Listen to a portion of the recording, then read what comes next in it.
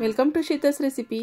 बऱ्याच वेळी आपण डोसा केला तर त्याचे पीठ व भाजी उरते व पुन्हा तोच डोसा खायला कोणी तयार नसते। अशा वेळी त्या पिठापासून मस्त असा न कंटाळता खाल्ला जाणारा अगदी टेस्टी असा पदार्थ कसा बनवायचा ते आज आपण पाहणार आहोत। चला तर मग रेसिपीला सुरुवात करूया। आता यासाठी इथे मी घेतलेलं आहे उरलेलं डोसाचं बॅटर। हे बॅटर कसं बनवलेलं आहे त्याची लिंक डिस्क्रिप्शन मध्ये दिलेली आहे, त्यामुळे तिथे जाऊन हे पीठ कसं बनवलं ते तुम्ही पाहू शकता।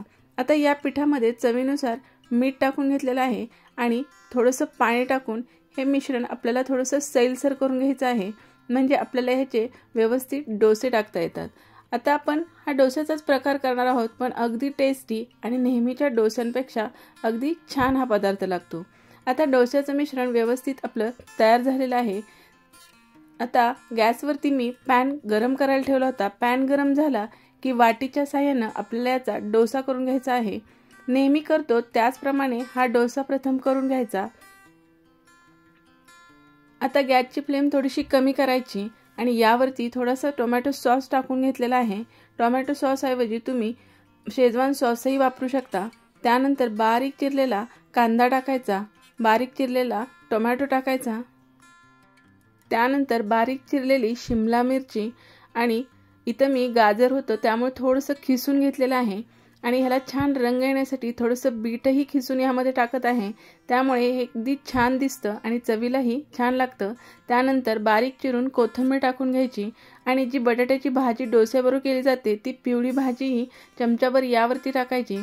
त्यानंतर यावर अगदी चमच्याभर तेल किंवा तुम्ही बटरही वापरू शकता, ते या डोस्यावरही पूर्ण असं टाकून घ्यायचं।